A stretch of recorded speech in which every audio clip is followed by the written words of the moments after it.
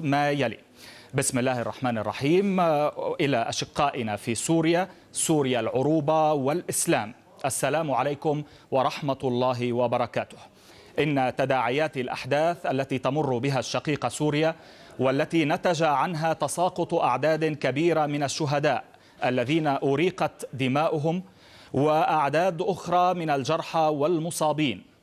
ويعلم الجميع أن كل عاقل عربي ومسلم أو غيرهم يدرك أن ذلك ليس من الدين ولا من القيم والأخلاق.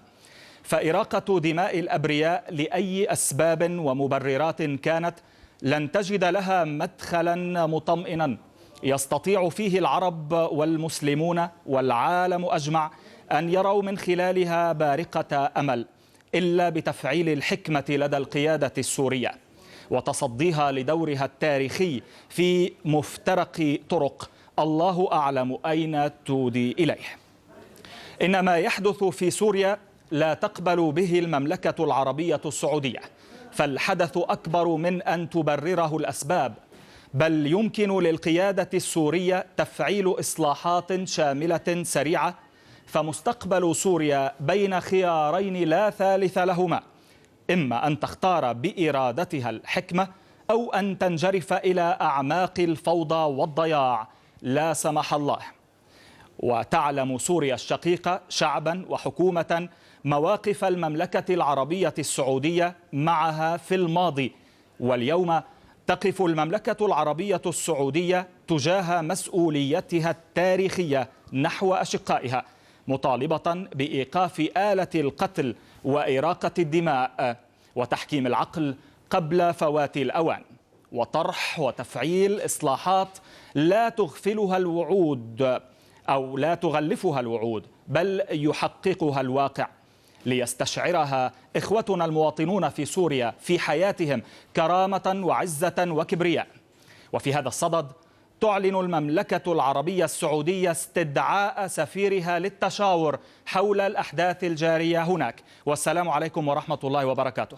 إذا كان هذا البيان الذي وجهه خادم الحرمين الشريفين الملك عبد الله بن عبد العزيز قبل قليل إلى سوريا، وتحديدا بسبب ما يحصل هناك. إذن يعني أهم ما ورد في آخر سطر من هذا البيان على الصعيد السياسي الدبلوماسي طبعا، وهو استدعاء المملكة العربية السعودية لسفيرها في سوريا للتشاور حول الأحداث الجارية هناك، داعيا طبعا النظام السوري إلى الإصلاحات، إلى تحكيم العقل، الحكمة، وليس الانجراف إلى الفوضى. ويمكن أن نذكر بأهم ما ورد في هذا الخطاب الآن قبل أن نتوجه إلى بعض ضيوفنا الكرام بالتحليل حول هذا الخطاب. في هذه الكلمة التاريخية إذن توجه الملك عبد الله بن عبد العزيز إلى سوريا بقوله إن نتائج تداعيات أحداث سوريا ليس من الدين ولا القيم ولا الأخلاق.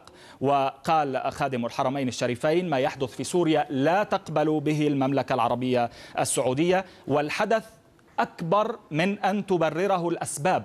إذن يقول الملك عبد الله بن عبد العزيز إن الحدث أكبر من أن تبرره الأسباب. وأضاف: يمكن للقيادة السورية تفعيل إصلاحات شاملة وسريعة.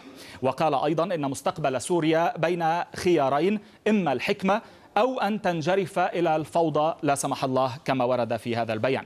الملك عبد الله قال: تعلم سوريا شعبا وحكومة مواقف المملكة معها في الماضي. وأيضا أضاف: من أهم ما ورد في هذا البيان: اليوم تقف المملكة تجاه مسؤوليتها التاريخية نحو أشقائها. وأيضا في السطر الأخير من هذا البيان قبل الختام يقول البيان: في هذا الصدد تعلن المملكة العربية السعودية إذن استدعاء سفيرها للتشاور حول الأحداث الجارية هناك. معنا الآن من الرياض الكاتب الصحفي جمال